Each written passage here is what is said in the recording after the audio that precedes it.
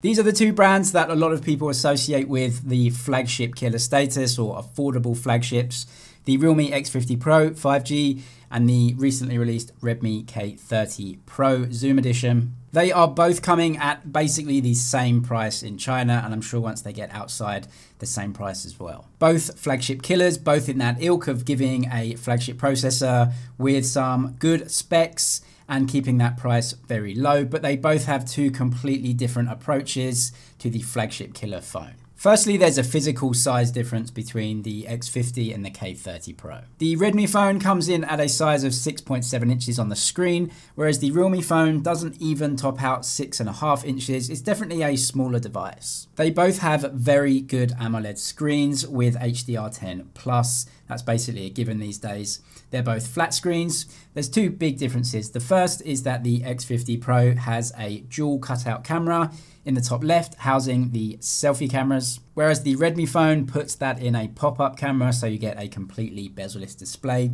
The other huge difference, and I know a lot of people are talking about this difference, is that the Realme uses a 90 Hz refresh rate on the screen, and the Redmi phone doesn't use any high refresh rates. There is a noticeable difference side by side between a 90 Hz display and a 60 Hz display. You can't get around it. The 90 Hz just feels smoother. However, depending on what you want and place emphasis on, you might not care about that, and you might just want a bigger bezel-less display like you find on the Redmi. The matte finish on the back of phones is definitely popular in 2020. We're seeing it in pretty much every lineup, at least one matte option. I have the swamp green color of the Realme. It comes in a much better looking amber color as well. The big difference you see on the back is in the camera array and how they're designed. Also, the hardware is pretty much completely different.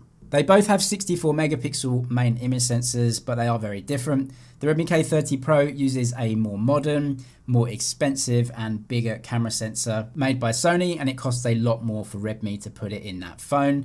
The image sensor that Realme use is a Samsung GW1 sensor, and it's been around for a pretty long time already. I will compare the two phones in a camera test to just show you exactly what results you get out of the phones. So if you do want to see that, you can subscribe. It's coming soon.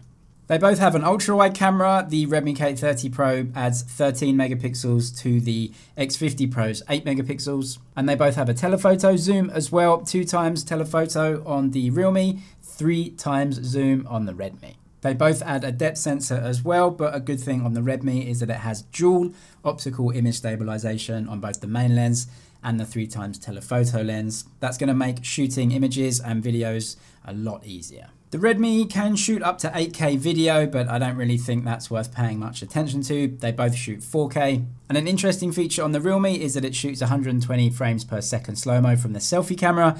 You don't get that option on the Redmi. The basis of the phones is very similar. They both use a Snapdragon 865. They both use LPDDR5 RAM. However, the Redmi adds UFS 3.1 storage. It's the latest and greatest storage option. UFS 3.0 is on the Realme. Maybe not much difference really in daily usage between those. The Realme also adds stereo speakers. You get the bottom firing speaker and the earpiece is doubled up as a secondary speaker.